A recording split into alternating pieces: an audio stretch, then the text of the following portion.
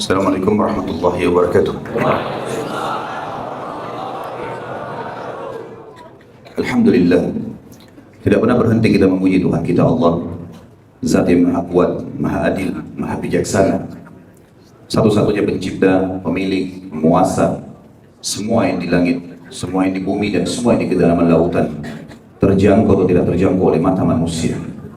Zat yang Maha Hidup, berdiri sendiri, dan terus-menerus mengurus makhluknya. Tidak ada sekutu bagi dalam setiap kegiatannya, dan dia telah menggantungkan segala kebutuhan kita untuk roda kehidupan di muka bumi ini, dari makanan, minuman, pakaian, puncaknya panduan hidup, Islam dan iman, dengan kalimat sederhana namun penuh dengan berkah, Alhamdulillah.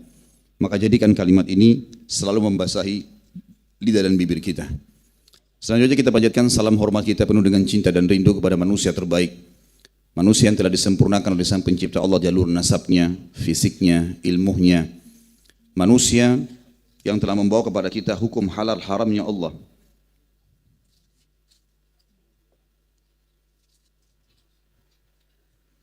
Sehingga kita punya panduan hidup. Kita tahu mana yang boleh dan tidak boleh, mana yang diperintahkan dan dilarang oleh Sang Pencipta. Menjadikan manusia ini sebagai suri tauladan adalah kebahagiaan, ketentraman jiwa, mendapatkan solusi yang terbaik dari masalah-masalah dalam roda kehidupan di muka bumi ini, dan juga tentunya akan menang dari musuh-musuh, karena semua itu tergambarkan dalam kehidupan manusia terbaik ini. Mengucapkan satu kali saja salam hormat kepada manusia terbaik ini akan dibalas oleh Sang Pencipta Allah di waktu yang bersamaan dengan 10 kali tambahan karunia dan rahmatnya.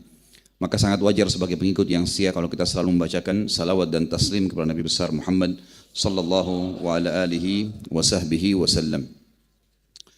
Dan teman-teman sekalian, saya secara pribadi mengucapkan kepada teman-teman panitia yang sudah mengundang, jazakumullahu khairan, dan juga khusus bagi teman-teman yang hadir, juga saya mengatakan jazakumullahu khairan atas kehadirannya. Dan tentu kami sangat gembira bisa melihat wajah-wajah kaum muslimin dimanapun mereka berada, dan semangat dalam menuntut ilmu, karena memang ini adalah satu-satunya pondasi agama kita, ilmu. Dan ilmu ini selalu ditekankan di dalam Al-Quran dan Sunnah. Kita tahu ayat pertama turun Iqra, Bismi Rabbikal Ladzi Khalaq, disuruh membaca. Kita tahu baginda Nabi SAW sangat gembira pada saat datang orang-orang yang khusus menuntut ilmu, sambil beliau mengatakan marhaban bitalabatil ilm, selamat datang para penuntut ilmu. Dan keutamaan majelis ilmu tidak bisa lagi dihitung jumlahnya, dalil yang ada. Tapi di antaranya saya mengingatkan diri saya dan teman-teman sekalian sehingga kita bisa mengikhlaskan niat kita. Hadis yang mulia kata Nabi SAW, siapapun yang keluar dari rumahnya ingin menuntut ilmu, maka dia di jalan Allah. Artinya seperti orang yang berjihad. Hadis yang lain berbunyi kata Nabi SAW, siapapun yang keluar dari rumahnya ikhlas ingin menuntut ilmu, maka dia akan mendapatkan pahala haji yang lengkap. Itu dihasankan oleh para ulama hadis. Kemudian hadis yang lain juga kata Nabi SAW, sesungguhnya semua orang yang keluar dari rumahnya ingin menuntut ilmu, maka malaikat melindunginya dengan sayapnya karena ridho terhadap apa yang dia lakukan. Belum lagi hadis yang lain kata Nabi SAW, tidak ada orang yang berkumpul untuk mempelajari agama Allah atau zikrullah, mengingat Allah, terutama dengan majelis ilmu, kecuali Allah akan turunkan malaikat dari langit yang akan berkata, berita dari Allah, berkumpullah dan berpisahlah dengan diampuni dosa-dosa kalian. Maka keutamaan majelis ilmu luar biasa teman-teman sekalian.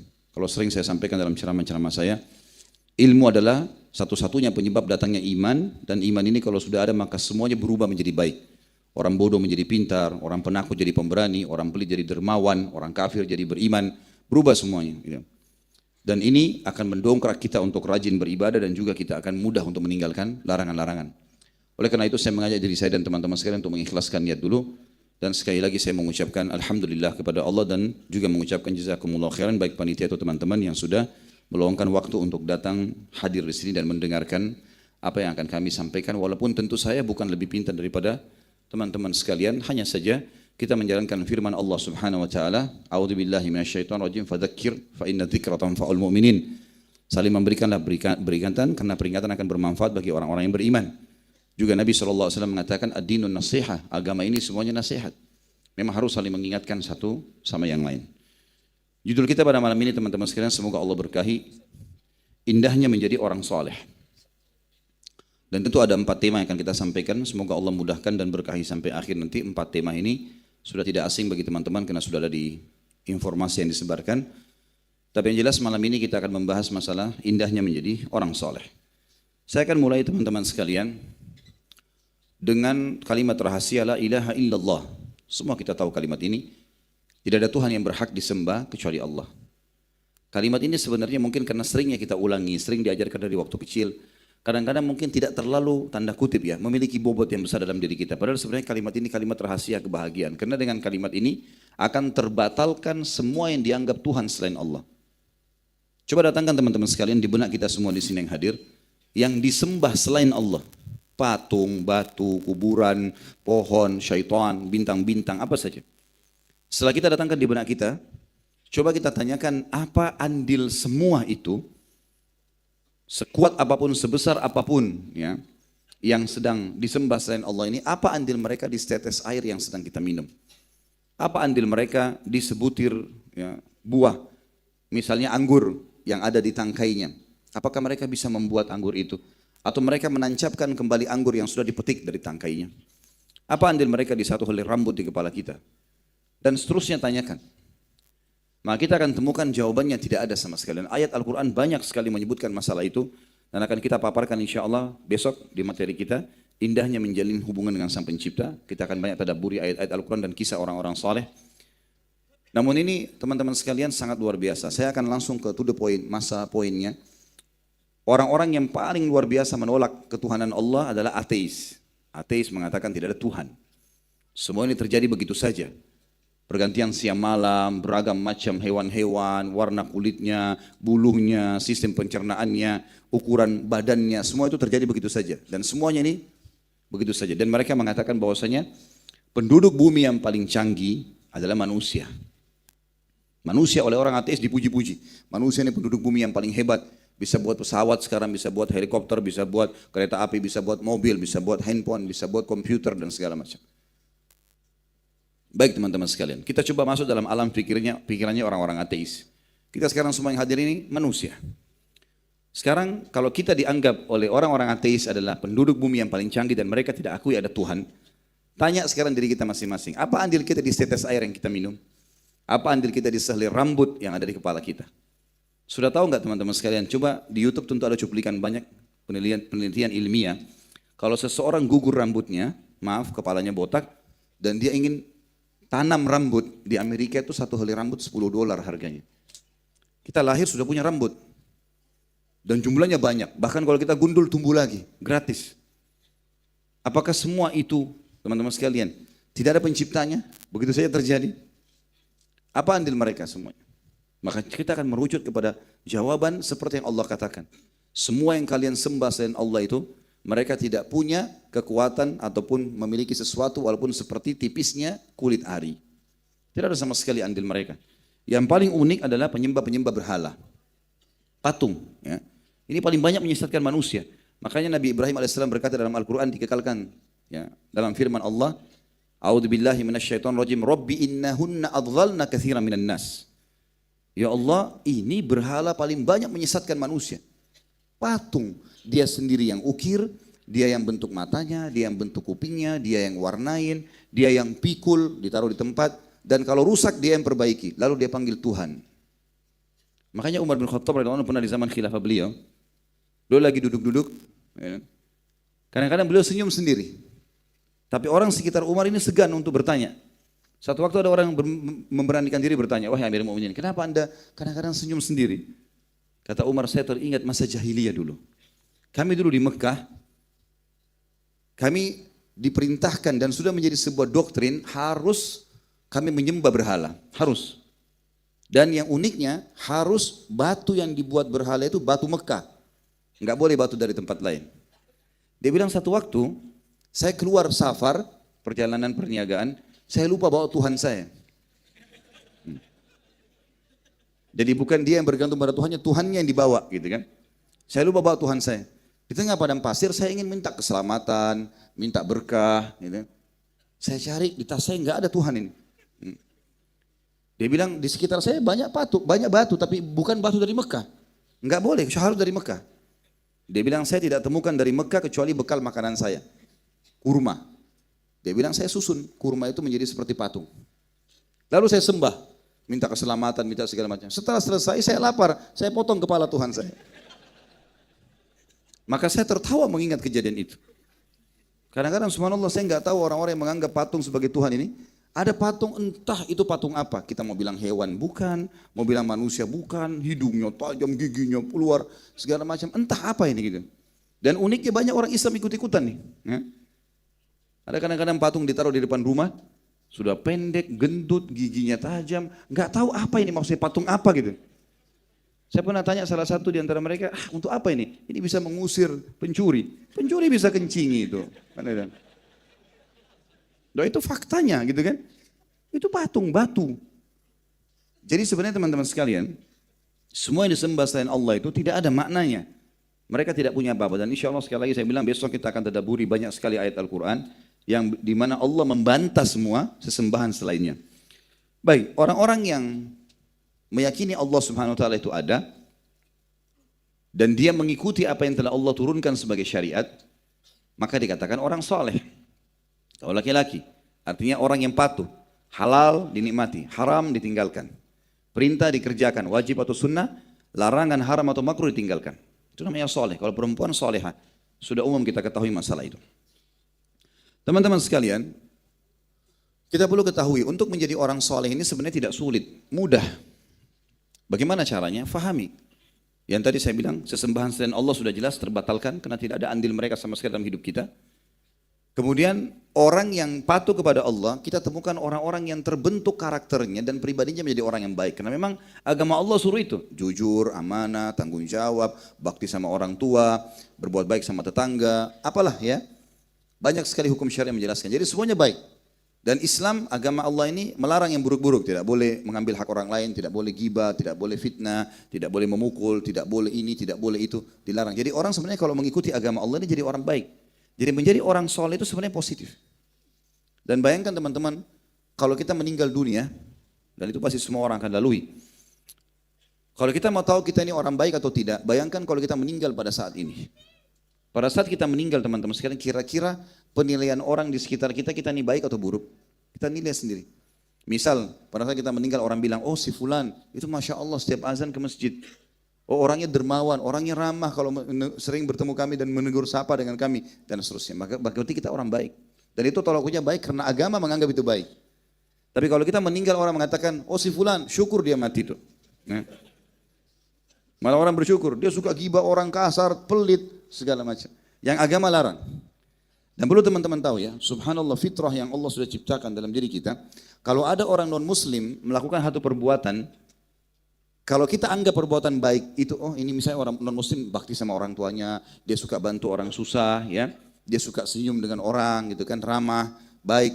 Maka ketahuilah teman-teman, kita menganggap baik itu karena agama kita menganggap perbuatan itu baik, bukan karena dianya. Jangan salah faham. Banyak orang bilang, teman saya di kantor ada 2 orang, yang satu kafir baik sekali, yang satu muslim tapi buruk. Sebenarnya bukan masalah kafir muslimnya, tapi masalah perilaku yang sedang dikerjakan si kafir baik karena agama kita anggap baik, maka kita nilai baik. Perilaku si muslim kalau ada yang buruk karena agama kita menganggap buruk. Makanya kalau ada non muslim dia menghalalkan khamar misalnya, dia anggap khamar itu biasa, berzina itu biasa gitu kan. Karena agama kita anggap buruk, kita akan anggap buruk. Ini sudah kaidah hidup yang sudah sangat jelas gitu. Baik teman-teman sekalian, orang yang patuh kepada Allah ini, orang yang saleh. Sebagaimana judul kita indahnya menjadi orang saleh. Ini dibukakan oleh Allah Subhanahu Wa Taala banyak sekali hal-hal dan tidak boleh antum ragu dengan masalah itu. Nanti kita akan sebutkan 17 poin manfaat orang menjadi orang soleh dan soleha. Dan itu janji Allah. Ini bukan janji seorang raja, bukan janji manusia, bukan janji seorang atasan di kantor, bukan janji orang tua kepada anaknya.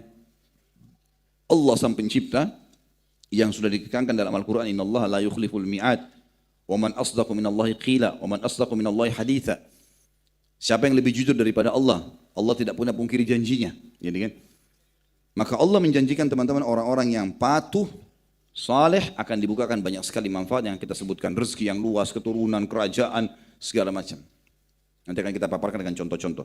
Dan sebaliknya, lawan saleh adalah fasik atau fajir. Orang yang durhaka. Itu pasti dihukum. Dan jangan pernah mengkhayal, saudaraku seiman, kalau Anda berbuat satu perbuatan dosa, Allah tidak hukum saya.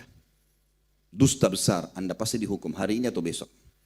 Sekecil apapun dosa yang kita kerjakan, itu akan dihukum sama Allah. Dan minimal hukuman yang pertama datang adalah terharamkannya seorang muslim yang berbuat dosa dari amal soleh. Contoh perkataan Ibnu Umar radhiyallahu anhu, beliau mengatakan, aku kalau mengerjakan satu dosa kecil, maka aku menemukan Allah mengharamkan aku sholat subuh di masjid berjamaah sebulan. Sebagian ulama salaf berkata tentang masalah ini dari tabi'in, aku mengetahui kalau aku punya dosa pada saat aku melihat perubahan sikap dari istriku, tungganganku, bahkan tikus yang masuk dalam rumahku. Jadi perbuatan dosa itu sekecil apapun ada hukumannya. Jangan coba zona itu, gak usah. Dosa bukan untuk dicoba, tapi untuk diketahui dan dihindari. Gak usah bilang, oh saya masih muda, gak apa-apa, saya mau coba dulu bagaimana itu zina. Bagaimana itu mabuk, gak usah. Gak perlu kita coba. Gitu kan? Kita tahu racun, untuk apa dicoba? Sudah cukup tahu informasi, oh racun berbahaya, pahit, udah tinggalin aja, gak usah coba-coba. Sudah tahu kalau ugal-ugalan balap jatuh bisa luka, nggak usah coba-coba. Saya balap aja itu nanti jatuh baru saya tahu. Nggak perlu kan? Orang yang cerdas nggak perlu seperti itu, mestinya. Ya. Jadi jangan pernah mengkhayal teman-teman sekalian kalau kita berbuat dosa kemudian tidak dihukum sama Allah. Pasti. Makin besar dosa kita buat, makin besar hukumannya. Hati-hati. Nanti saya sebutkan dalil-dalilnya berhubungan dengan masalah itu ya. Juga dari satu sisi teman-teman sekalian, untuk membuat kita punya benteng agar tidak terjerumus pada pelanggaran, maka fahami poin penting di sini. Semua yang Allah halalkan buat kita, itu lebih banyak itemnya daripada apa yang Allah haramkan. Saya kasih contoh, kalau Allah haramkan babi, jangan makan babi ya, ini bentuknya babi itu. Mukanya, kulitnya, suaranya, ini babi. Karena manusia suka membangkang. Kalau Allah nggak ciptain babi, nanti hari kiamat dia bilang, ya Allah engkau haramkan babi tapi saya tidak tahu mukanya. Nah ini mukanya babi, ini kulitnya, jangan makan, ini haram. Baik, babi Allah haramkan. Lihat gantinya, sapi, kambing, ayam, ya kelinci, semua hewan air. Berarti yang dilarang satu. Sedikit, yang halal banyak. Kalau Allah memberikan kita potensi syahwat untuk makan, teman-teman sekalian, mau makan daging tapi Allah haramkan semua jenis daging, wajar antum melanggar. Ini enggak, itemnya sedikit. Allah haramkan misalnya khamar, enggak boleh minum minuman keras, memabukkan. Kata Nabi SAW, semua yang kalau dikonsumsi banyak, memabukkan maka sedikitnya haram. Alkohol, kalau orang minum segentong mabuk, maka berarti setetesnya haram. Gitu kan? Begitu sabda Nabi SAW. Baik, Allah ganti, kita kan dahaga, haus. Allah ganti dengan air putih, sirup, madu, ya banyak. Gantinya banyak. Allah haramkan zina, jangan zina ya. Pelampiasan biologis, Allah memang membuat kita punya syahwat. Allah sebutkan dalam Al-Quran. A'udzubillahi minasyaitonirrajim, zuyyina linnasi hubbus syahwati minan nisa. Perhatikan kalimat detail dari Allah. Allah menghiasi dalam jiwa laki-laki, perempuan juga sama terjadi. Hub syahwat, rasa cinta diikuti dengan syahwat. Memang kita mau melihat, mau mencium, mau memeluk, itu Allah kasih. Potensi itu Allah kasih memang. Karena dengan cara begitu kita mau berhubungan biologis, terjadilah populasi manusia. Berkembang biak. Kalau Allah nggak kasih kita syahwat, kita nggak mau bersentuhan dengan lawan jenis kita, maka tidak ada populasi manusia. Tapi ada dua istilah, yang salah namanya zina, yang benar namanya nikah. Allah kasih jalan kok, bukan tidak. Zina sama nikah teman-teman, bedanya antara langit dan bumi. Zina selalu dimulai dengan ketakutan. Orang masuk hotel ketakutan. Allah kasih kekhawatiran. Dan akhirnya dia pun biologis buru-buru. Dan biologis yang dilakukan buru-buru ini teman-teman sekalian, efeknya adalah kualitas spermanya buruk, sel telur kualitasnya juga buruk. Anak yang lahir juga buruk nanti. Dan kita sudah tahu anak hasil zina dianggap anak yang haram lah, nggak ada statusnya, nggak ada warisan, nggak ada penisbatan nama kepada pemilik sperma. Jadi sudah dilakukan dengan takut dan juga masalah nih, banyak rentetan hukum. Baik, kalau orang menikah, sama-sama pelampiasan syahwat. Nikah sama zina bedanya 5 menit saja. Kalimat akad. Si wali wanita mengatakan saya nikahkan kamu sama anak perempuan saya, si fulana binti fulana. Si mempelai laki-laki mengatakan saya terima nikahnya. Kurang dari 5 menit kalimat ini. Kemudian ada 2 saksi, ada mahar, maka sudah sah pernikahan.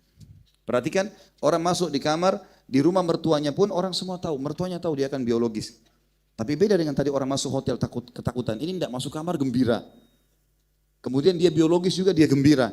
Kualitas spermanya bagus, sel telurnya bagus, anaknya juga jadi bagus. Dan anaknya lahir statusnya jelas.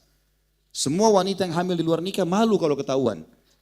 berusaha diaborsi, dijatuhkan segala macam. Dia malu. Kalau perempuan yang halal dari suaminya, hamil pun ditanya, ibu hamil? Iya, alhamdulillah. Enggak malu.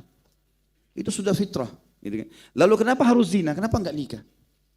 Kenapa enggak nikah? Gitu kan. Maka kita harus poin teman-teman sekalian, Allah berikan kita solusi, bukan tidak.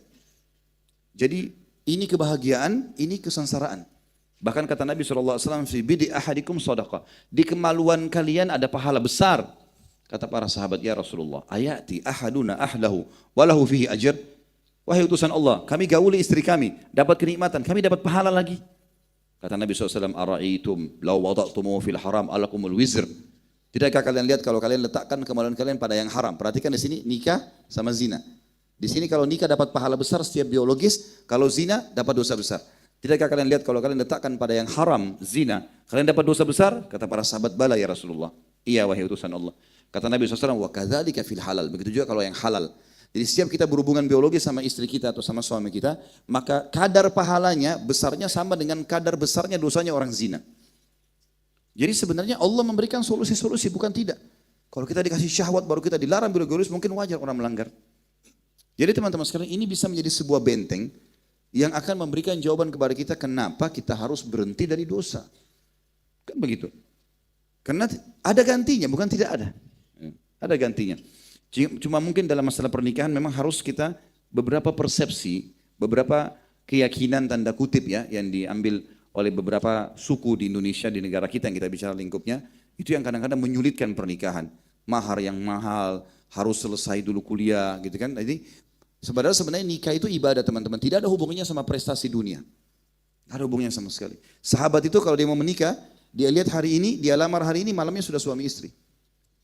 Enggak kayak kita 6 bulan dulu booking ya, gedung gitu kan. Kemudian sebar undangan dulu, pilih hari yang baik dulu, apalah segala macam, panjang. Ada kadang-kadang anak-anak, mungkin anak muda tidak tahan syahwat, banyak godaan di kampusnya. Bilang sama orang tuanya, saya mau menikah ayah, ibu. Belum selesai sarjana. Kuliah dulu. Sudah kuliah, cari kerja dulu. Lama-lama ubanan anaknya ini. Orang tuanya enak, punya tempat syahwat, anaknya gimana? Kan dia terganggu, mesti dinikahkan. Saya tahu beberapa ikhwah teman saya, Masya Allah, mereka pada saat kami masih kuliah di Madinah, itu mereka menikah masih tingkat 1, tingkat 2 kuliah, dan lulus, berhasil, nggak ada masalah, malah hidupnya lebih tenang. Kecuali memang kalau beberapa orang ikhwah atau akhwat yang masih bisa mengontrol diri dia, menganggap nanti dia selesai sarjana, itu hak dia. Tapi ada orang yang tidak bisa dengan itu, maka jangan sampai membuka pintu-pintu syaitan.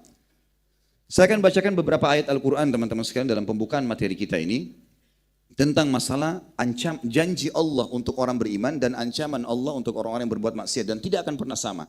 Serta saya katakan tadi tidak akan pernah luput hukuman Allah kepada orang yang berbuat dosa. Yang pertama surah Shad, surah nomor 38 ayat 28 yang bunyinya a'udzubillahi minasyaitonirrajim. Am naj'alul ladzina amanu wa amilus solihati kal mufsidina fil ardi am naj'alul muttaqina kal fujjar. Surah Shad ayat 28 yang artinya mana bisa kata Allah kami akan samakan keadaannya orang beriman juga fasilitasnya dan beramal saleh dengan orang-orang yang membuat kerusakan di muka bumi, dan mana bisa kami jadikan orang-orang yang patuh muttaqin sama orang yang fujar, orang yang durhaka.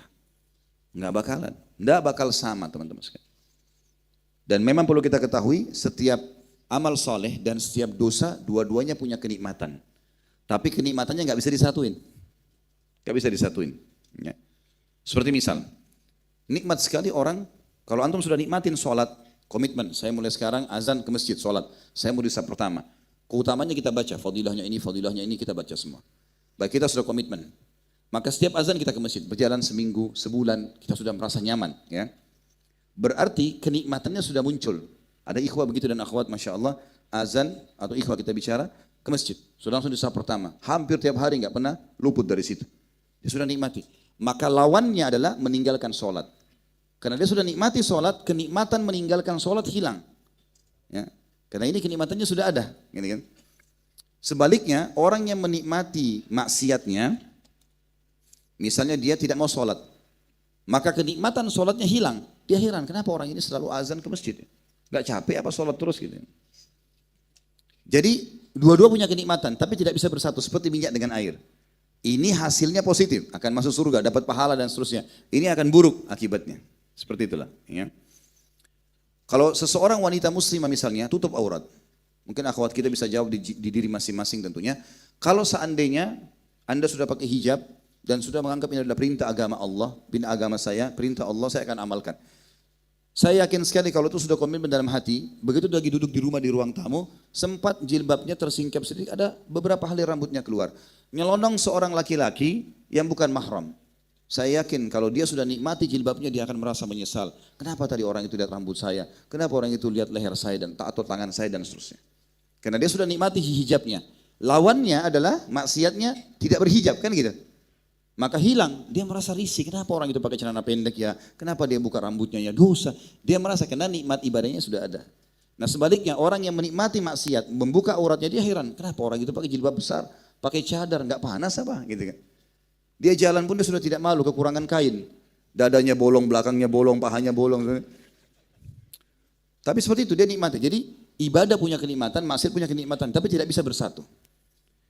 Yang saya mau titik beratkan teman-teman sekalian, banyak ikhwan dan akhwat kita, kesan performannya sudah kelihatan, sudah mulai berjenggot, sudah pakai hijab, gitu kan. Mungkin azan sudah ke masjid, tapi dia bukan di sini, bukan di sini. Dia di tengah-tengah. Jadi sholat iya, tapi bohong masih. Ya.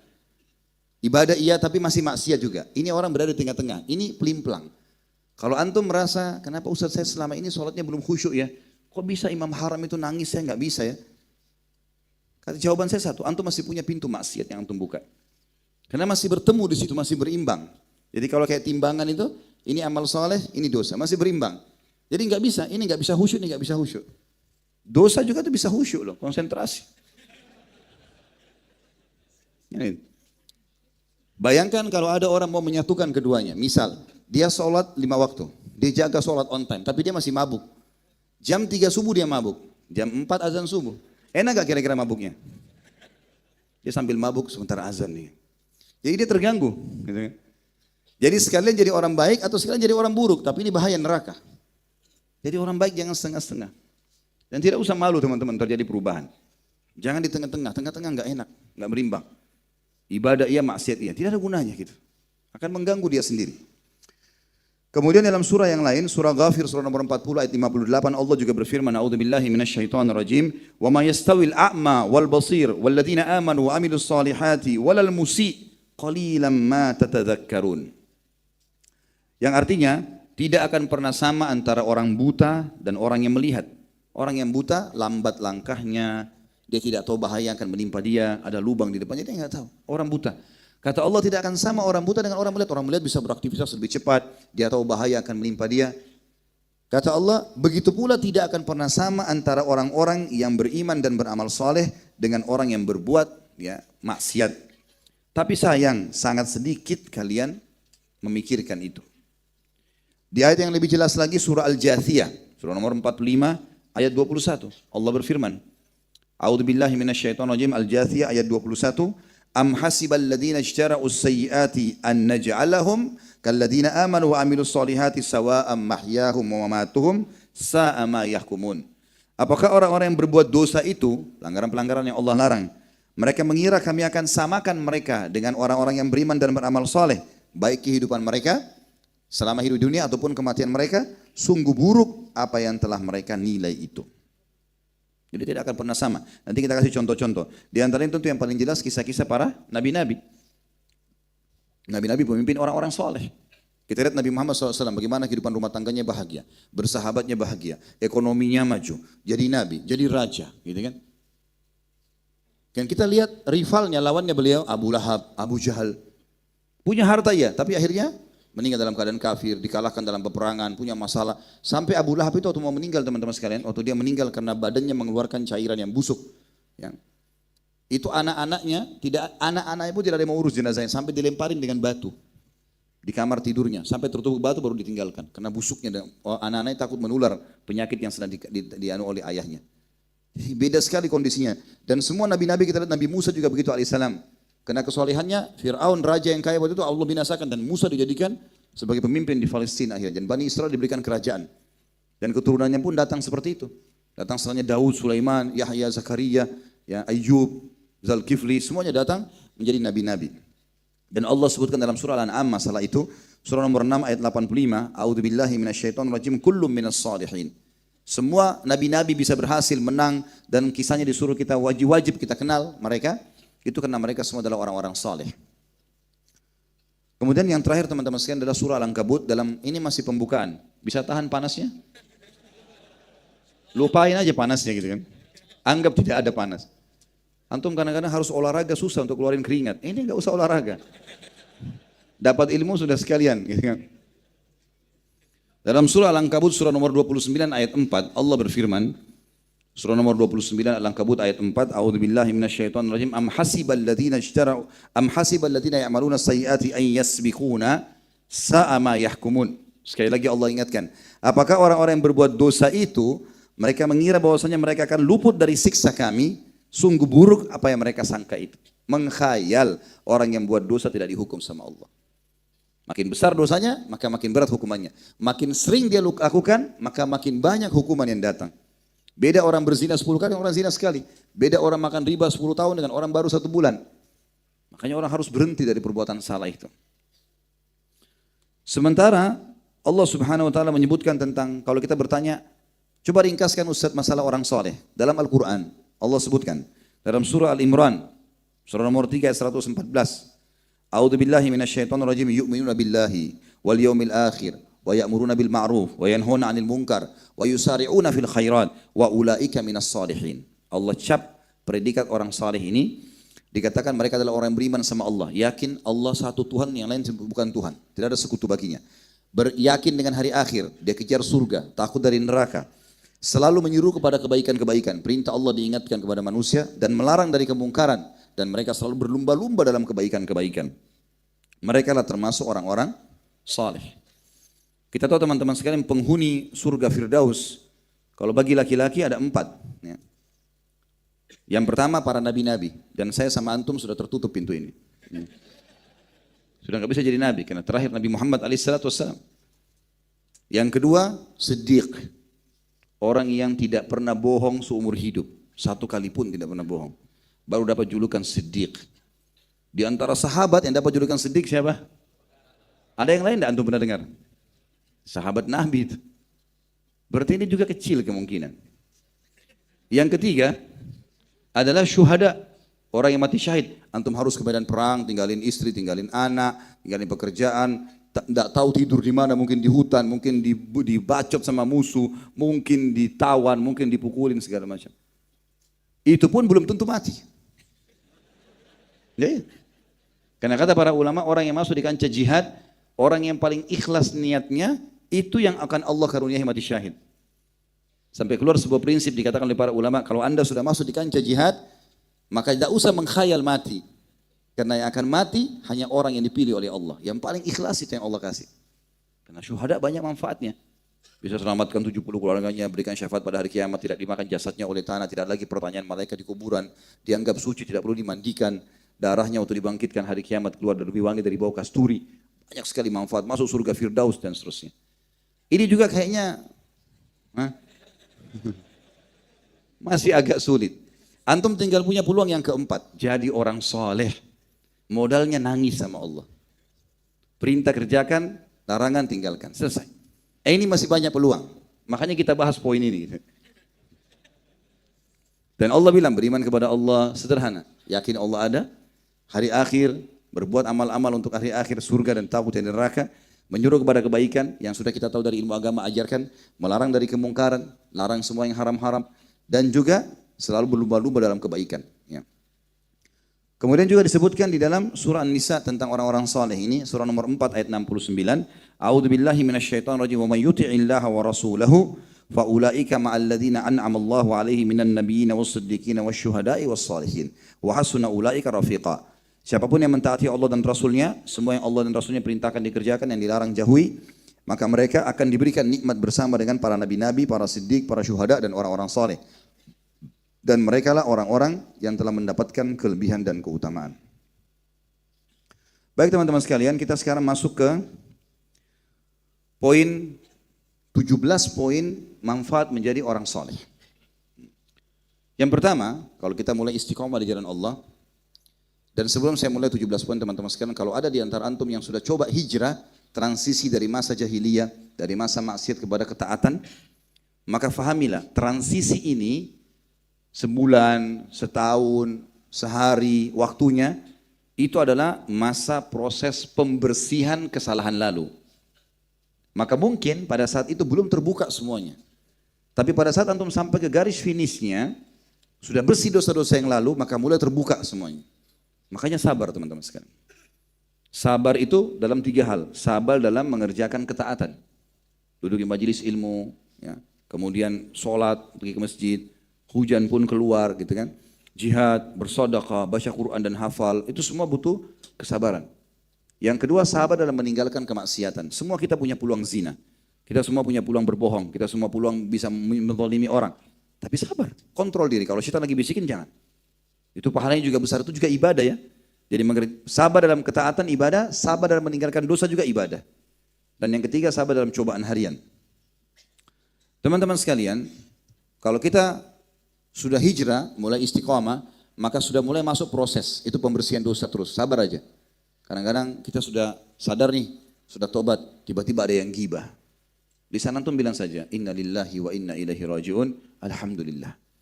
Inna lillah kalimat istirja. Ya. Kami milik Allah, kami akan kembali kepada Allah.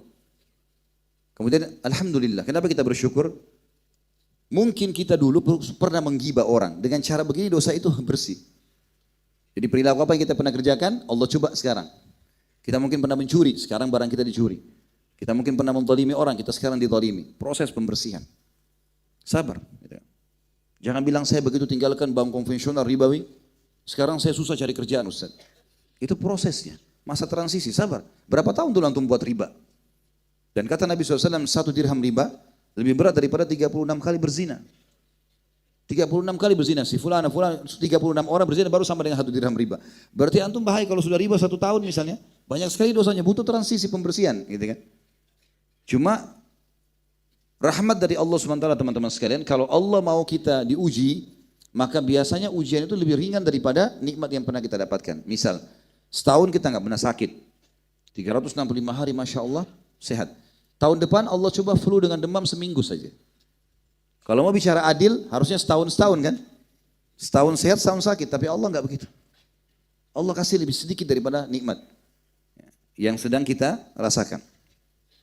Yang pertama antum bisa dapatkan teman-teman sekalian, kalau menjadi orang yang soleh dan solehah patuh, Allah janjikan kehidupan yang sempurna dan semua tercukupi. Bahasa Arabnya hayatan thayyibah. Jadi kalau kita disuruh makan makanan, dalam Islam kita disuruh makan makanan dan minum minuman yang 2 syarat, halal dan thayyib. Apa itu thayyib? Berkualitas. Ya. Jadi kalau misalnya teman-teman Allah berikan rezeki, kita masuk ke toko buah, ada buah harganya 200.000 per kilo, kualitasnya nomor 1.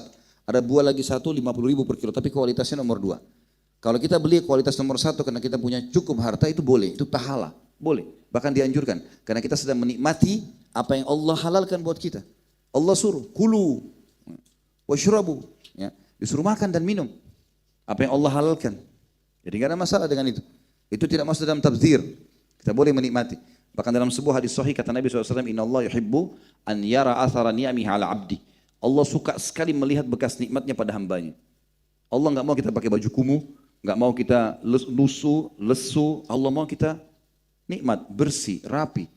Kata Nabi SAW, Inna Allah jamilun yuhibbul jama'. Allah indah, suka keindahan. Gitu kan? Kita tidak disuruh kumuh-kumuh. Dan banyak orang salah paham dengan kalimat zuhud. Kita kan orang Islam disuruh zuhud. Apa itu zuhud? Disuruh makan roti kering, disuruh pakai baju kotor, tidak usah pakai sendal yang bagus. Ini pemahaman yang salah. Dari mana ini? Nabi SAW itu berpoligami. 11 orang istri, 11 rumah. Setiap rumah ada pembantunya, setiap rumah ada untanya. Unta itu kalau sekarang Alphard itu. Nabi SAW punya banyak pembantu. Ada pembantu khusus untuk siapin sendal sama siwak beliau. Sallallahu Alaihi Wasallam, Abdullah bin Mas'ud. Ada pembantu khusus untuk mengatur pelanah kudanya beliau kalau mau berperang, kalau mau safar. Namanya Kirkira. Ada orang khusus untuk belanja di pasar, Anas bin Malik. Banyak pembantu Nabi SAW.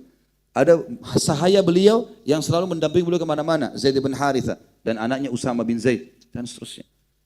Begitu pula dengan sahabat-sahabat Nabi yang lain. Bahkan Umar bin Khattab berkata, saya pernah masuk ke rumah Nabi SAW dan saya temukan beliau sedang memegang tulang paha kambing yang ada dagingnya sambil menggigitnya. Baik Ustaz, ada riwayat yang berbunyi dalam hadis Bukhari. Aisyah berkata radhiyallahu anha, kami pernah, begitu riwayatnya, kami pernah di rumah Nabi SAW.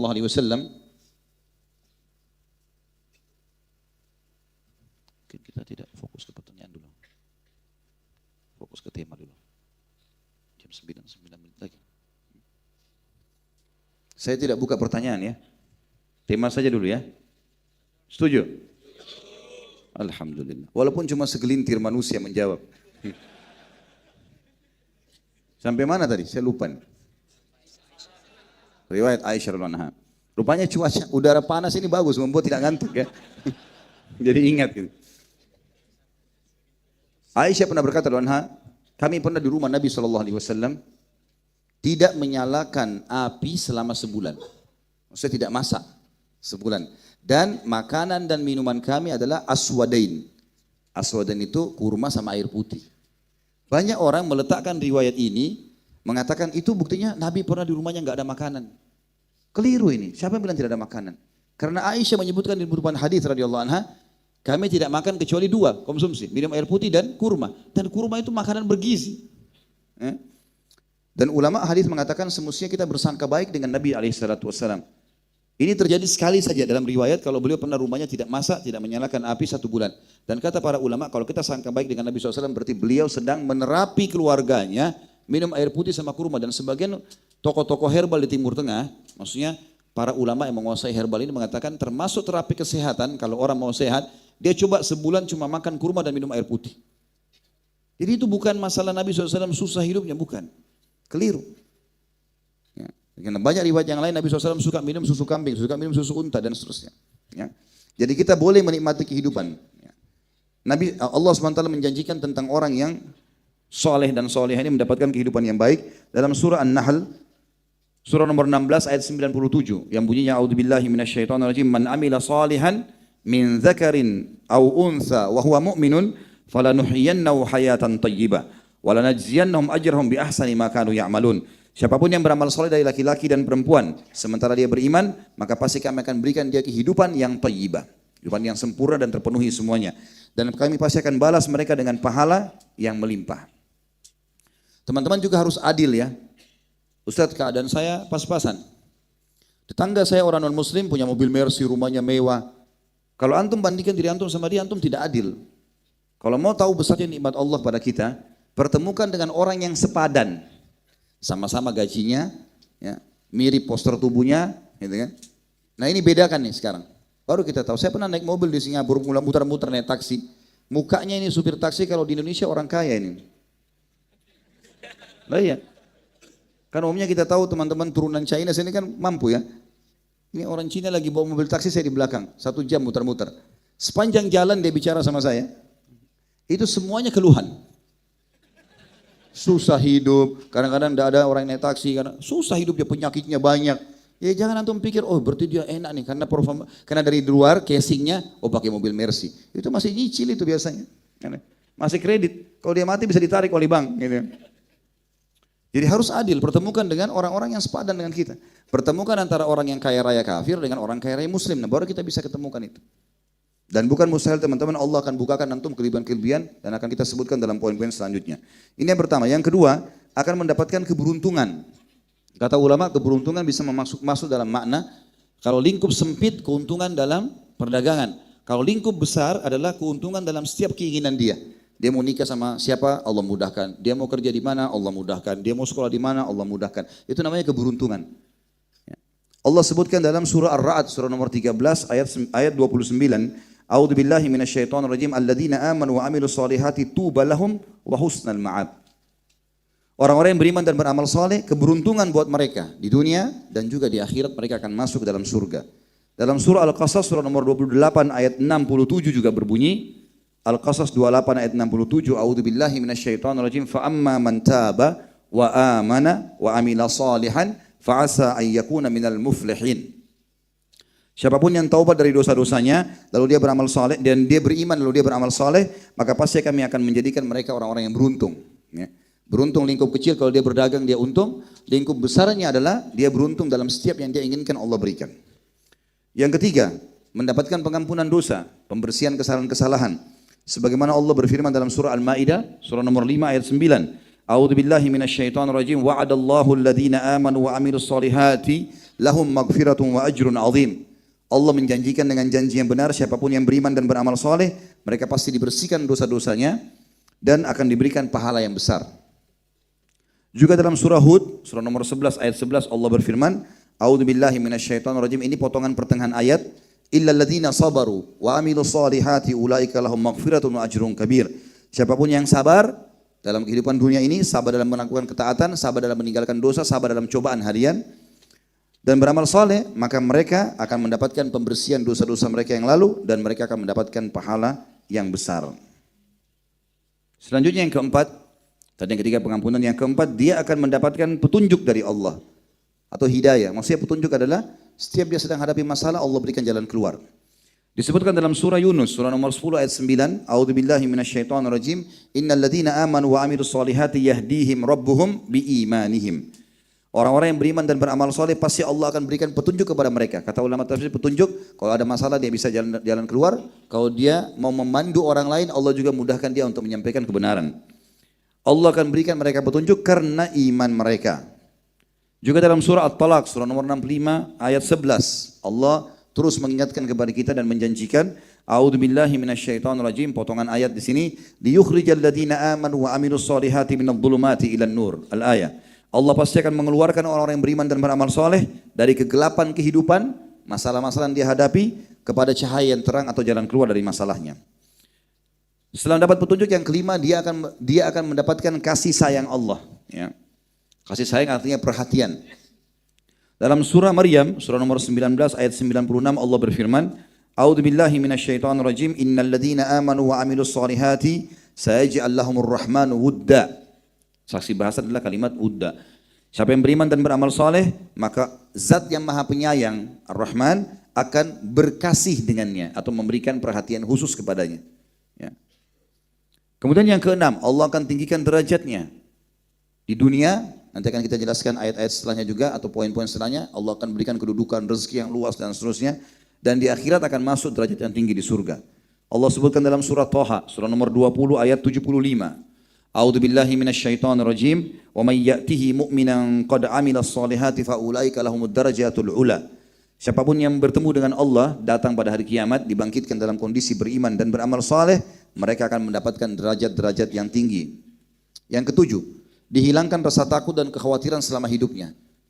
Tidak akan pernah takut dimanapun dia berjalan sendirian, dia hidup di mana, dia terasingkan, tetap Allah akan jamin dia tidak ada ketakutan dalam hidupnya. Sebagaimana Allah sebutkan dalam surah Al-Maidah, surah nomor 5 ayat 69. A'udzu billahi minasyaitonir rajim. Man amana billahi wal yaumil akhiri wa amila salihan fala khaufun alaihim wa lahum yahzanun. Siapapun yang mengaku beriman kepada Allah dan hari akhir dan beramal saleh, maka tidak ada ketakutan dalam hidup mereka dan tidak ada kesedihan. Seberat apapun cobaan dia akan hadapi dengan tenang. Allah akan tanamkan ketenangan di dalam hatinya. Ini tentu yang ketujuh. Yang kedelapan teman-teman sekalian, maaf, masih ada satu lagi di poin nomor 7 tadi, masalah tidak ada ketakutan. Dalilnya surah Thaha, surah nomor 20 ayat 112. A'udzu billahi minasyaitonir rajim, wa may ya'mal minas salihati wa huwa mu'minun fala yakhafu dzulman wala hadma. Siapapun yang beramal saleh sementara dia beriman, maka tidak ada yang dia takuti dari kezaliman, tidak akan ada kezaliman menimpahnya dan tidak akan dikurangi sedikit pun haknya, akan kembali kepada dia. Sampai ulama mengatakan rezeki halal akan kembali walaupun hilang di tengah-tengah padang pasir.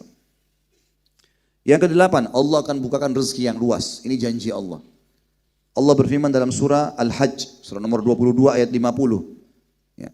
A'udzu billahi minasyaitonir rajim, falladzina amanu wa 'amilus solihati lahum maghfiratun wa rizqun karim. Orang-orang yang beriman dan beramal saleh, mereka akan mendapatkan pembersihan dosa dan mereka akan mendapatkan rezeki yang karim.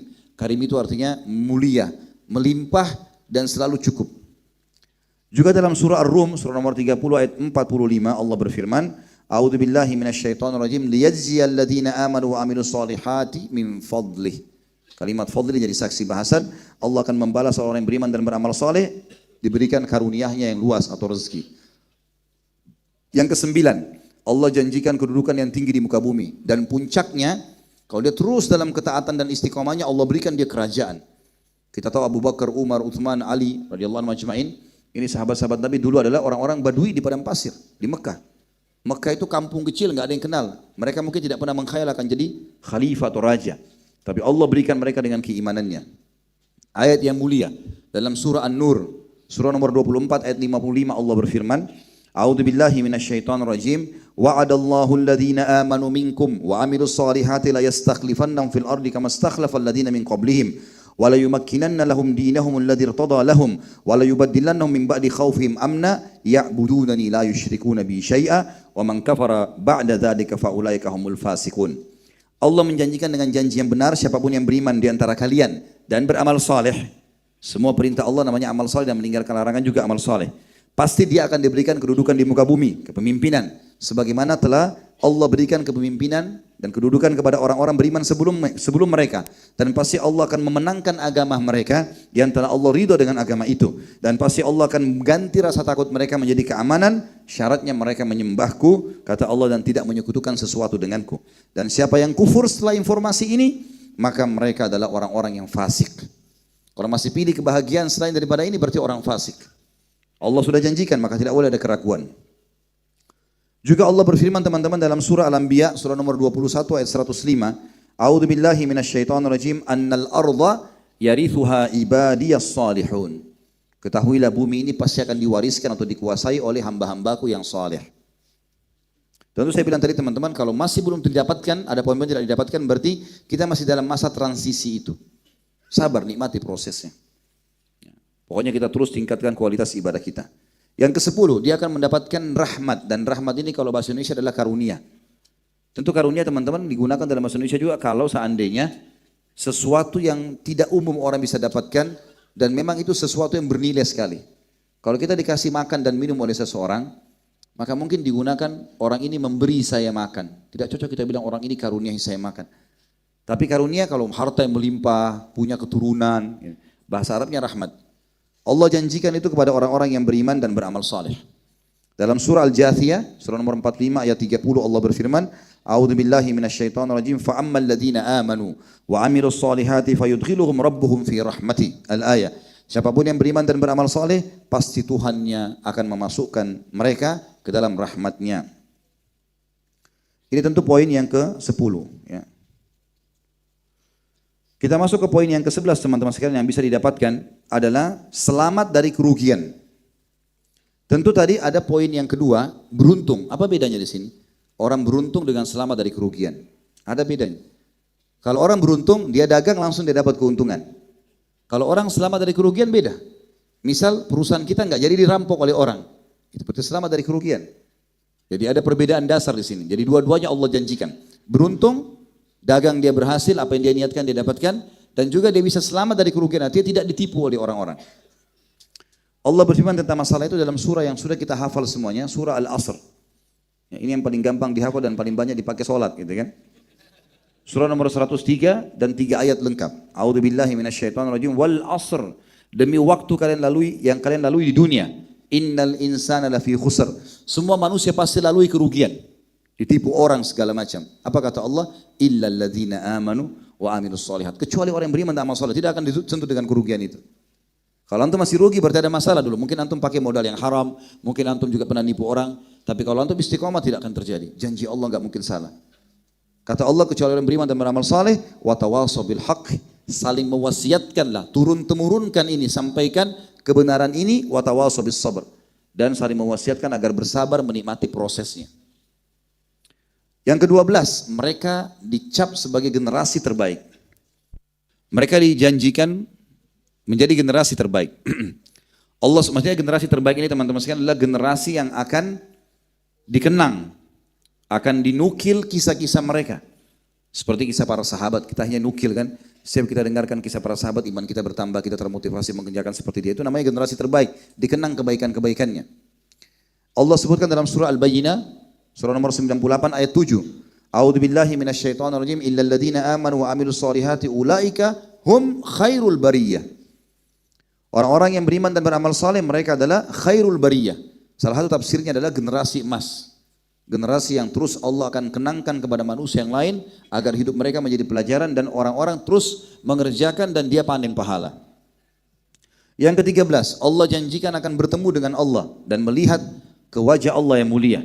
Sebagaimana kita tahu dalam hadis Bukhari, kata Nabi SAW, kalau ahli surga sudah masuk ke dalam surga, semoga kita insya Allah jadi penghuninya, termasuk orang yang bermaksiat yang dibersihkan dulu dosa yang di neraka sudah masuk semua. Di neraka tinggal orang yang kekal, musyrik, kafir dan munafik. Semua orang beriman yang punya dosa pun sudah keluarkan dari neraka. Kalau itu sudah terjadi, kata Nabi SAW, dua riwayat Bukhari, berbunyi, Allah akan bertanya kepada ahli surga, apakah kalian sudah cukup puas dengan apa yang aku berikan? Kata mereka, ya Allah, nikmat apa lagi yang kami inginkan? Bukankah engkau telah memutihkan wajah kami, memberikan cahaya? Karena ahli surga wajahnya bercahaya, ahli neraka menjadi hitam kelam wajahnya. Dan engkau telah menyelamatkan kami dari neraka dan kami masuk ke dalam surga. Penghuni surga teman-teman akan melihat penghuni neraka agar mereka selalu bersyukur karena tidak masuk di sana, dan penghuni neraka bisa lihat penghuni surga dari jauh agar mereka terus menyesal. Bukankah engkau telah mencahayakan wajah kami? Bukankah engkau telah menyelamatkan kami dari neraka dan masuk ke surga? Mau apa lagi ya Allah? Dalam dua riwayat. Riwayat yang pertama Allah berfirman, hari ini aku halalkan rahmatku dan aku haramkan murkahku. Tidak ada lagi murkah. Berbuatlah semau kalian. Ahli surga boleh buat apa saja. Kata Nabi SAW, dan ahli surga tidak buat kecuali ketaatan. Riwayat yang kedua ini saksi bahasan, Allah mengangkat hijabnya. Dan pertama kali penghuni surga melihat ke wajahnya Allah. Maka serentak mereka mengatakan, ya Allah tidak ada nikmat yang mengalahkan melihat wajahmu yang mulia. Dan ulama mengatakan bahwasanya melihat wajahnya Allah nikmat terbesar di surga. Mengalahkan semua istana, dayang-dayang, semuanya dikalahkan. Dan Allah SWT akan memperlihatkan dirinya setiap pagi dan petang untuk ahli surga sebagai nikmat atau kesempurnaan nikmat pada mereka. Allah janjikan bagi orang beriman dan beramal saleh itu. Sebagaimana dalam surah Al-Kahfi, surah nomor 18 ayat 110. A'udzu billahi minasyaitonir rajim. Faman kana yarju liqa'a rabbih falyamal amalan shalihan wa la yusyrik bi ibadati rabbih ahada. Siapa yang ingin bertemu dengan Tuhannya, kata sebagian ulama tafsir, melihat wajahnya Allah di surga nanti, maka dia harus beramal saleh, gitu kan? Dan dia tidak boleh menyekutukan Tuhannya dengan sesuatu apapun. Yang ke-14, ini yang bujang-bujang pasti senang dengar ini. Kita diperintahkan untuk menikahkan orang-orang soleh atau kita menikah dengan mereka. Jadi kalau ada orang-orang soleh melamar, terima lamarannya. Kalau kita mau menikah, cari orang-orang yang soleh atau salihah. Itu perintah agama. Allah sebutkan dalam Al-Quran. Di dalam surah An-Nur, surah nomor 24 ayat 32. A'udzu billahi minasyaitonir rajim wa ankihul ayama minkum was-salihina min ibadikum wa imaikum. Dan nikahkanlah atau kalian juga menikah orang-orang yang masih sendiri di antara kalian dari orang-orang soleh, baik itu hamba laki-laki ataupun hamba perempuan. Jadi kita dianjurkan untuk itu, dan kita sudah tahu wasiat Nabi SAW kepada para laki-laki, wanita dinikahi karena 4 hal, kecantikannya, keturunannya, jalur nasabnya dan agamanya, dan dahulukanlah agamanya, hidupmu akan tentram. Dan kata Nabi SAW juga dalam hadis Bukhari, wanita berkulit hitam, budak yang kharma. Kharma itu enggak ada pemisah hidungnya ini, jadi lubang hidungnya satu. Ini luar biasa jeleknya gitu. Tapi beragama jauh lebih baik. Disuruh agamanya. Begitu juga dengan wanita. Dalam hadis sahih, kata Nabi SAW, wahai walinya wanita. Dan wahai wanita, kalau telah datang kepada kalian laki-laki yang kalian ridhoi agama dan akhlaknya, terima lamarannya. Kalau tidak, terjadi kerusakan di muka bumi. Jadi kita tahu memang ini standarisasinya. Jadi bukan ijazahnya, bukan hartanya, tapi kesolehannya. Kemudian yang ke-15, kita dianjurkan selalu berdoa agar kita menjadi orang soleh dan punya keturunan yang soleh. Dan doa ini dihafal. Walaupun orang belum menikah, dianjurkan oleh para ulama membaca doa ini supaya kalau dia nanti menikah, Allah berikan seperti apa yang ada dalam doa ini. Dalam surah Al-Ahqaf, surah nomor 46 ayat 15. Bunyinya a'udzubillahi minasyaitonirrajim. Al-Ahqaf 46 ayat 15. Potongan dari awal ayat, Rabbi auzi'ni an ashkura ni'mataka allati an'amta alayya wa ala walidayya wa an a'mala salihan tardah wa aslih li fi dhurriyyati inni tubtu ilaika wa innani minal muslimin. Wahai Tuhanku, wahai penciptaku, mudahkanlah aku agar selalu mensyukuri nikmat yang kau limpahkan kepadaku dan kepada kedua orang tuaku, karena kita dengan bersyukur bertambah nikmat. Dan mudahkanlah aku agar aku selalu melakukan amal soleh, serta karuniakanlah dan perbaikilah keturunanku agar kesolehan itu terwariskan pada mereka. Sesungguhnya aku taubat kepadamu atas dosa-dosa yang lalu dan aku mengaku sebagai orang-orang yang muslim. Dan ini doa. Saksi bahasan kita minta, mudahkan aku beramal saleh dan wariskan kepada ahli warisku. Juga dalam surah Shaffat, surah nomor 37 ayat 100 Allah berfirman, A'udzubillahi minasyaitonirrajim, Rabbi habli minas salihin. Ya Allah karuniakan aku keturunan semuanya yang saleh. Selanjutnya teman-teman sekalian, yang ke-16 adalah orang-orang yang saleh dan saleha, dan ini untuk menjadi orang yang mengerjakan perintah teman-teman ada dua hal yang saya ingin titik beratkan. Yang pertama, kalau mau rajin berbuat satu perbuatan ibadah, selalu cari tahu janji Allah di situ. Selalu cari tahu janji Allah di situ. Jangan pernah luput untuk itu. Jadi kalau misalnya antum mau rajin sholat malam, maka coba baca beberapa hadis tentang fadilah sholat malam, keutamaannya. Mau rajin sedekah, baca keutamaannya. Mau rajin haji umroh, bakti sama orang tua, saya baca keutamaan. Itu akan memotivasi kita untuk mengerjakan. Kalau mau meninggalkan dosa, misalnya ada orang yang bertanya, Ustaz saya masih riba, saya masih berzina, bagaimana cara meninggalkannya? Maka saya mengatakan, baca ancaman Allah. Baca 5-6 hadis tentang orang riba diapain, orang zina diapain, kita akan tinggalkan. Maka ini penting sekali dilakukan kalau orang itu mau mendapatkan pahala yang besar dan istiqomah dalam masalah agama ini. Yang kedua teman-teman sekalian, ibadah itu harus dipaksa. Harus antum paksakan diri sholat malam. Harus paksakan diri baca Quran. Harus paksakan diri tutup aurat. Harus paksakan diri jujur. Gak bisa enggak? Karena kalau kita tidak paksakan diri, mulai malam ini tidak dipaksakan diri sholat malam, pastikan sampai kita meninggal tidak akan sholat malam. Karena syaitan tidak mau kita sholat malam. Buku amal kita harus kosong. Maka harus dipaksa. Al-Quran yang antum beli, ditaruh di rak di rumah, kalau tidak dipaksakan diri berdiri, ambil, jadwalkan, baca selembar sehari, sampai kita meninggal, sampai punya cucu pun Al-Quran tetap di situ. Dan cucu kita hanya mengatakan, oh itu Quran kakek saya dulu. Itu Quran nenek saya. Nggak ada gunanya. Syaitan termasuk menanamkan angan-angan kosong. Nanti aja sholatnya, di rumah saja. Itu orang masih kuat, gak usah bantu. Teman-teman, kalau ibadah di depan mata, tugas kita eksekusi, bukan menilai. Azan nih, ada masjid kita lewat. Sholat sini enggak ya? Kayaknya masjid sana aja. Bukan saatnya menilai, sudah azan, sholat di situ. Kecuali ada hal-hal yang tidak benar di situ. Ya. Masjid dirar, masjid yang dibangun banyak kemusyrikan, mungkin kita cari masjid yang lebih baik, mungkin. Tapi kalau tidak ada, kita bukan saatnya untuk menilai. Ada orang miskin lewat, ini orang benar enggak ya? Itu anaknya betul atau pinjaman? Bukan saatnya menilai. Orang lagi minta kita kasih. Dan innamal a'malu binniyat. Allah akan balas dengan kadar niat. Misal di majelis kita ini ada orang bawa proposal, ini saya mau bangun masjid 100 juta misalnya. Baik kita semua nyumbang nih, terkumpul 100 juta. Sebulan kemudian kita tahu orang itu bohong, ternyata uang itu dibawa lari. Kita rugi? Enggak sama sekali. Innamal a'malu binniyat. Allah akan balas dengan kadar niat kita. Walaupun dia belum bangun masjid, kita dapat pahala istana di surga. Jadi enggak ada ruginya, enggak usah nilai orang. Tugas kita eksekusi pada saat itu. Kalau kita biasakan diri membuat ibadah teman-teman, ini penting sekali. Artinya kita memaksakan diri untuk menjadi orang soleh atau soleha. Nanti kalau kita punya uzur satu waktu, sakit, stroke, gila, musafir, ya, semua ibadah yang antum kerjakan pada saat lagi sehat dan mukim, tetap pahalanya jalan. Sebagaimana disebutkan dalam sebuah hadis yang sahih. Kata Nabi SAW dalam hadis Bukhari Muslim, siapapun yang terbiasa mengerjakan ibadah pada saat dia lagi sehat, lagi tenang, maka Allah tetap akan menggulirkan pahalanya pada saat dia punya uzur. Riwayat Bukhari yang lain, siapa yang sudah niat untuk membaca hizib Al-Quran, misalnya dia niat sholat malam ini baca surah Al-Baqarah, misal. Ternyata baru 2 rakaat dia sholat, sudah azan subuh, dia nggak bisa selesaikan. Pahalanya tetap dikasih lengkap surah Al-Baqarah yang sudah dia niatkan. Ini kalau kita biasa kerjakan, kita biasa puasa Senin Kamis misalnya. Kemudian kita teruzur satu waktu musafir, sakit, mungkin hilang akal, gila, pahalanya tetap berjalan. Ini yang dimaksud dengan poin ke-16. Banyak sekali ayat Al-Quran yang berbunyi dengan masalah itu, tapi saya ringkaskan. Di antaranya ayat yang paling nyata ada satu ayat disebutkan dalam 3 surah sekaligus. Ini poin ke-16 dan tinggal satu poin saja.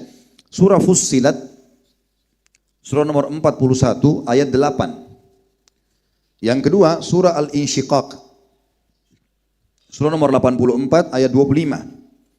Dan yang ketiga surah At-Tin, surah nomor 95 ayat 6. Ayatnya pendek sekali. A'udzubillahi minasyaitonirrajim. Innalladzina amanu wa 'amilus solihati lahum ajrun ghairu mamnun. Garis bawahi kalimat ghairu mamnun.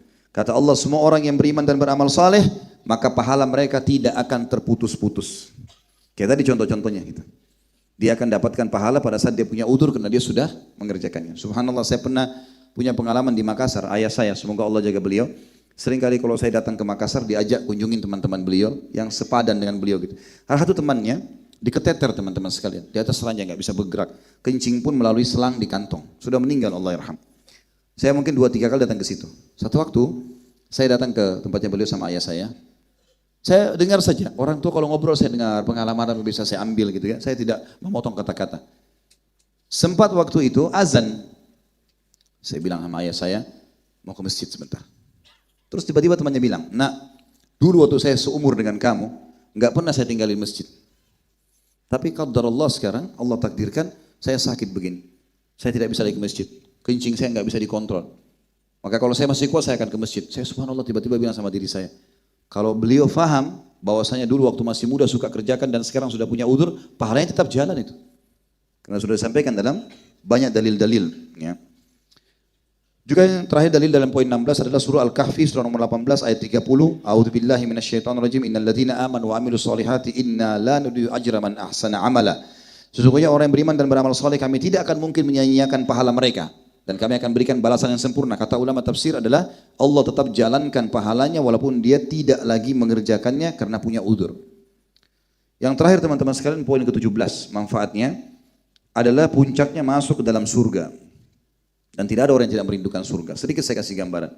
Surga teman-teman ini bukan sebuah komplek perumahan di dunia yang sedang dijanjikan oleh kantor misalnya. Ya, mungkin kalau di Jakarta di daerah Menteng tempat mewah-mewah gitu kan. Bukan.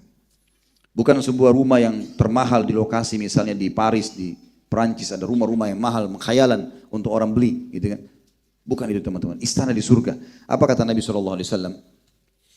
Istana orang mukmin di surga yang paling sederhana, jarak dari awal tanah istananya ke ujung tanahnya 40 tahun. Jadi bagaimana kalau antum punya di Batam ini 1000 kali 1000 meter atau 1 hektar kali 1 hektar, kaya nggak kira-kira? Berarti antum lebih kaya dari itu, masya Allah ya. Baiklah, intinya teman-teman sekalian, kita punya tanah, punya istana paling sederhana di surga 40 tahun jaraknya dari awal tanah ke ujung tanah. Dan disebutkan dalam sebuah riwayat sahih, dan ini ada dibedah dengan riwayat-riwayatnya, saya sebutkan riwayat Munziri, ya, disebutkan juga oleh Tabarani, banyak riwayat-riwayat dalam kajian kita di YouTube judulnya Rasulullah SAW bercerita tentang surga dan neraka, bedah buku. Ada riwayat yang berbunyi kata Nabi SAW, sungguh penghuni surga yang paling rendah derajatnya di surga memiliki 10.000 pelayan. 10.000 pelayan. Kita kalau punya 10 saja pembantu atau pelayan sudah luar biasa. 10.000 pelayan. Sampai salah seorang di antara mereka masuk ke dalam surga menemui seseorang di depan pintu surganya. Wajahnya tampan, bercahaya, bajunya bersih sampai dia kira malaikat. Dia mengatakan, siapa kamu ini?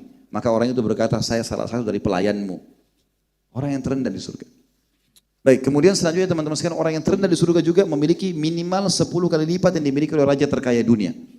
Sebagaimana sabda Nabi SAW, orang yang terendah di surga adalah memiliki 10 kali lipat yang dimiliki oleh raja terkaya dunia. Kalau raja terkaya dunia adalah Sulaiman alaihissalam. Enggak ada yang kalah Nabi Sulaiman, gitu kan. Raja yang paling kaya, 10 kali lipat dari kerajaan Sulaiman alaihissalam. Orang yang paling rendah di surga, gitu kan. Belum lagi, maaf saya bahasakan, kalau ada teman-teman yang merasa dirinya jelek, yang merasa dirinya kurang, itu cuma di dunia, casing dunia. Di akhirat sudah berbeda. Kata Nabi SAW, semua ahli surga tingginya seperti Adam, 60 siku ke langit, 27,5 meter. Jadi orang-orang yang pendek gak usah khawatir nih. Ya. Karena cuma dunia, semua jadi tinggi sama. Wajahnya seperti Yusuf. Gak ada lagi orang jelek. Allah akan berikan ketampanan. Nabi Yusuf waktu lewat di depan perempuan Mesir, sampai saking gagahnya sampai mereka potong tangan gak sadar. Kalau kita lewat bukan dia potong tangan gitu. Malah dia heran, kenapa ada manusia begini. Tapi di akhirat dikasih wajahnya seperti Yusuf. Dan hatinya seperti Ayub. Ayub alaihissalam terkenal dengan sabarnya, santunnya, tidak pernah berkeluh kesah. Itu penghuni surga. Dan yang luar biasa kenikmatan abadi, khalidina fiha. Gak ada lagi kematian, gak ada segala-galanya. Itu tinggal tunggu proses mati, kita akan ke sana teman-teman. Yang penting beramal saleh. Allah janjikan, saya bacakan ayatnya sebagai penutup. Pertama dalam surah Ghafir, surah nomor 40 ayat 40. A'udzubillahi minasyaitonirrajim. Wa man amila salihan min dzakarin aw untha wa huwa mu'min fa ulaika yadkhulunal jannata yurzaquna fiha bighairi hisab. Siapapun yang beramal saleh dari laki-laki dan perempuan sementara dia dalam keadaan beriman, maka pasti kami akan masukkan ia ke dalam surga dan kami akan berikan rezeki ia di dalamnya tanpa ada perhitungan, tidak ada hisab. Masuk surga tanpa hisab. Dalam surah At-Talaq, surah nomor 65 ayat 11, Allah juga berfirman, A'udzubillahi minasyaitonirrajim, wa may yu'min billahi wa ya'mal salihan yudkhilhu jannatin tajri min tahtiha al-anharu khalidina fiha abada. Qad ahsanallahu lahu rizqa. Siapa yang beriman kepada Allah dan beramal saleh, maka pasti ia akan dimasukkan ke dalam surga-surga yang di bawahnya mengalir sungai-sungai dan dia akan kekal atau mereka akan kekal di dalamnya selama-lamanya. Allah telah menyempurnakan rezekinya. Kenapa dikatakan di sini surga-surga, bukan surga satu? Karena setiap orang di antara kita teman-teman bisa punya ribuan istana di surga. Saya kasih contoh. Sabda Nabi SAW, siapa yang menjaga 12 rakaat sehari semalam, Allah akan bangunkan baginya istana di surga. 2 rakaat antara azan dan iqamah subuh. 4 rakaat sebelum subuh sudah 6. 2 rakaat sudah duhur 8. 2 rakaat sudah maghrib 10. 2 rakaat sudah isya 12. Dikenal dengan sunnah rawatib. Kata Nabi SAW, siapa yang menjaga atau mensolat itu akan diberikan istana di surga. Ada 2 pendapat ulama. Yang pertama ulama bilang, kalau dia rutin jaga, dari awal dia mulai balik sampai dia meninggal dikasih istana di surga. Tapi ini pendapat, cuma ini pendapat yang masih marjuh.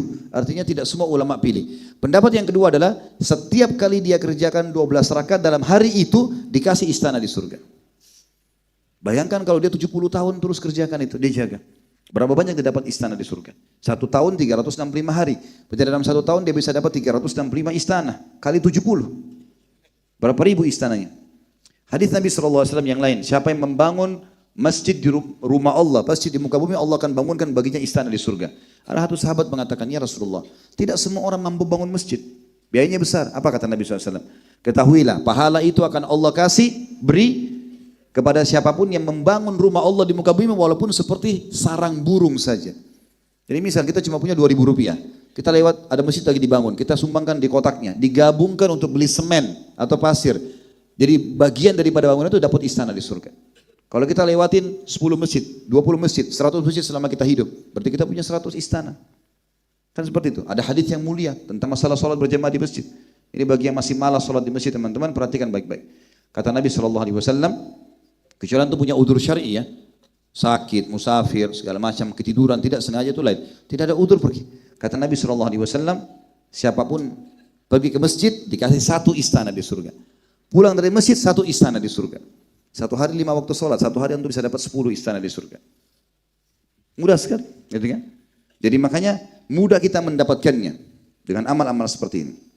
Jadi bisa kita dapat banyak sekali surga. Kita juga tahu hadis Nabi SAW yang berbunyi, siapa yang puasa akan masuk dari pintu Rayyan, siapa yang sholat akan masuk dari pintu sholat, siapa yang jihad akan masuk dari pintu jihad.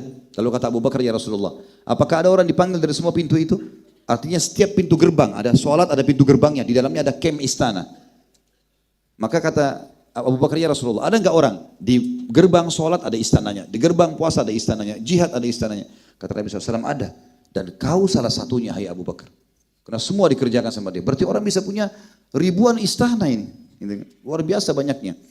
Dan ini bisa kita dapatkan teman-teman sekalian. Yang penting penyakit al-malas dihilangkan. Ya. Surah Al-Baqarah selanjutnya surah nomor 2 ayat 25. A'udzubillahi minasyaitonirrajim. Wa basyiril ladzina amanu wa 'amilus solihati anna lahum jannatin tajri min tahtihal anhar. Kullama ruziqu minha min thamaratin rizqan qalu hadzal ladzi ruziqna min qabl. Wa utubihi mutasyabiha wa lahum fiha azwajun mutahhara wa hum fiha khalidun. Sampaikan berita gembira hai Muhammad kepada orang-orang yang beriman dan beramal saleh bahwasanya mereka akan memiliki jannat, istana-istana surga ya yang banyak yang di bawahnya mengalir sungai-sungai. Setiap kali mereka diberikan rezeki dari buah-buahan, maka mereka berkata, ini yang sudah kami nikmati kemarin atau sebelumnya. Dan mereka diberikan beragam macam warna dan rasa. Dan mereka memiliki pasangan-pasangan yang suci. Serta mereka akan kekal di dalamnya. Jadi saksi bahasan, sampaikan berita gembira kepada orang beriman dan beramal saleh. 2 dalil terakhir teman-teman, surah Al-Baqarah, surah nomor 2 ayat 82 berbunyi, A'udzubillahi minasyaitonirrajim, walladzina amanu wa 'amilus solihati ulaika ashabul jannati hum fiha khalidun. Siapapun yang beriman dan beramal saleh maka mereka pasti menjadi penghuni surga dan mereka akan kekal di dalamnya. Dalil yang terakhir surah An-Nisa. Jadi ini ayat disebutkan di dua tempat tapi satu ayat saja. An-Nisa surah nomor 457 dan An-Nisa 122. Jadi ayat 57 sama ayat 122. Berbunyi a'udzubillahi minasyaitonirrajim walladzina amanu wa amilus solihati sanudkhiluhum jannat. Dan orang-orang yang beriman dan beramal saleh, maka kami akan masukkan mereka ke dalam surga. Kata penutup saya teman-teman sekalian, tentu kita harus fahami teman-teman sekalian. Kalau kita sudah mulai coba istiqamah, sering ada bisikan syaitan. Apakah sudah ini jalannya? Atau misal dikatakan sudahlah nggak apa-apa, toh sudah tahu juga caranya taubat, nanti gampang taubat. Ini waswas syaitan. Harus kita baca a'udzubillahi minasyaitonirrajim. Dan Allah mengatakan wa'bud rabbaka hatta ya'tiyakal yakin. Kalau kau sudah dapat kebenaran, sembahlah Tuhanmu di situ, istiqamah, pertahankan perintah, jauhi larangan sampai kamu mati. Para sahabat sudah praktikkan itu. Kata Abdullah bin Mas'ud radhiyallahu anhu, kalau kalian mau ambil pelajaran dari orang-orang yang sudah terdahulu, para sahabat Rasulullah sallallahu alaihi wasallam ridwanullahi alaihim, mereka sudah belajar dari Nabi SAW, mereka sudah amalkan dalam hidupnya sampai mereka mati. Itu orang yang paling layak untuk dijadikan contoh. Dan jangan ambil pelajaran dari orang yang masih hidup. Artinya kita boleh dengarkan nasihatnya, tapi orang yang sudah mati kita bisa ambil pelajaran karena dia sudah lalui. Orang ini belum tentu selamat dari fitnah kehidupan. Boleh kita dengarkan nasihatnya, tapi bukan dia menjadi tolok ukur, gitu kan? Karena mereka masih belum mengetahui akhir hidupnya apa. Ada orang subhanallah istiqamah, akhir hidupnya jadi rusak. Saya tutup dengan kisah Abu Hurairah radhiyallahu anhu berkata, saya pernah duduk bertiga dengan semua tiga orangnya sahabat Nabi semuanya. Abu Hurairah berkata, saya duduk bertiga. Ada satu orang dan dari Ansar, satu dari Muhajirin, satu dari Ansar, gitu kan? Kata Abu Hurairah, Rasulullah SAW lewat di depan kami bertiga lalu berkata, sungguh demi zat yang jiwaku dalam genggaman, maksudnya demi Allah, salah seorang dari kalian bertiga ini akan jadi penghuni neraka. Bahkan tubuhnya memenuhi neraka. Kata Abu Hurairah, saya ketakutan luar biasa. Karena dua orang teman saya ini ahli ibadah semuanya. Nuntut ilmu, sholat malam, mengaji, luar biasa. Berjalan waktu kata Abu Hurairah, orang Ansar yang salah satu dari bertiga kami ini mati syahid di medan perang. Apa jaminan surga? Tinggal saya sama satu orang ini. Abu Hurairah bilang, saya ketakutan nih. Jangan sampai saya yang dimaksud oleh Nabi SAW. Waktu suku Hanifah ini suku yang masuk Islam gara-gara kepala sukunya masuk Islam. Tapi di suku ini ada satu orang pendusta namanya Musailam al-Kadzab yang mengaku Nabi. Yang akhirnya diperangi oleh Abu Bakar setelah meninggalnya Nabi SAW. Gitu kan. Punya kisah banyak orang ini yang aneh-aneh gitu. Tapi jelas dia mengaku Nabi, kaumnya iyakan. Salah satu sebabnya ternyata Nabi SAW mengutus orang kedua sebelah Abu Hurairah ini. Karena dia sudah hafal sebagian ayat Al-Quran. Sudah menuntut ilmu. Nabi utus dia menjadi da'i ke suku Hanifah itu. Abu Hurairah bilang orang ini diutus jadi da'i. Saya makin takut. Jadi da'i berarti luar biasa ilmunya. Ternyata subhanallah waktu orang ini datang ke suku Hanifah, ditunggu di pintu gerbang suku oleh Musailam al-Kadzab. Lalu Musailam bilang, kalau kau ngakuin saya sebagai nabi, kau bilang sama kaum saya, Muhammad nabi ya, tapi Musailam juga nabi. Saya akan angkat kau jadi menteri saya. Apa yang terjadi teman-teman? Orang ini keluar dari Islam. Waktu suku Hanif mengumpul, lalu dia mengatakan, apa pesan Muhammad kepada kami? Kata orang itu, Muhammad telah mengatakan dirinya nabi dan mengatakan juga Musailam nabi. Maka kalian tidak usah ikuti ke Madinah, ikuti di sini sudah cukup. Dan pada saat peperangan Riddah, orang-orang yang murtad ini terbunuh orang tersebut di tangan kaum muslimin dan akhirnya menjadi ahli neraka. Jadi kita lihat teman-teman sekalian, istiqomah itu harus sampai kita meninggal. Jangan setengah-setengah dan jangan tergiur dengan dunia. Apapun cobaan yang datang, apapun penawaran kita harus tinggalkan. Sabar terhadap maksiat. Demi Allah kalau antum bertahan dalam kondisi beriman kepada Allah, janji Allah tidak akan salah, semua akan didapatkan dengan izin Allah dan mati insya Allah masuk ke dalam surganya. Allahu a'lam. Kita berdoa kepada Sang Pencipta Allah, semoga majelis kita diberkahi olehnya dan dijadikan sebagai tambahan amal kita pada hari kiamat. Dan semoga seluruh amal yang pernah kita kerjakan sekecil sampai sebesar apapun diterima dengan kemahamurahannya. Dan juga semua dosa yang pernah kita kerjakan, semuanya diganti dengan Allah menjadi pahala. Dan kita berdoa agar Indonesia menjadi negara yang tentram, aman, damai. Semuanya muslimin di bawah naungan ukhuwah Islamiyah, diangkat perselisihan di antara mereka dan dalam ibadah mereka kembali kepada Al-Quran dan Sunnah. Dan semoga Indonesia dikaruniai pemimpin muslim yang adil yang kembali kepada Al-Quran dan Sunnah, juga dijadikan sebagai contoh bagi negara-negara yang lain. Tidak pernah lupa kita doakan saudara kita di Palestina, di Syria, di Yaman, di Irak, di Myanmar, di Ahsa, di mana mereka sedang tertindas. Semoga Allah ikhlaskan niat mereka, terima para syuhada mereka, muliakan Islam di tangan mereka dan tangan kita semua, dan semoga Allah partisipasikan kita bersama mereka di pahala baik dengan doa, dengan harta juga dengan jiwa kita. Dan semoga Allah dengan kemahamurahannya yang saya yakin sedang mendengar kita karena Dia Maha mendengar, melihat kita karena Dia Maha melihat, Maha mengetahui karena Dia Maha mengetahui, agar menyatukan kita semua di surga firdausnya tanpa hisab. sebagaimana kita disatukan di majlis yang mulia ini. Kalau ada benar dari Allah, kalau salah dari saya mohon dimaafkan. Subhanakallahumma wa bihamdika asyhadu an la ilaha illa anta astaghfiruka wa atubu ilaik. Wassalamualaikum warahmatullahi wabarakatuh.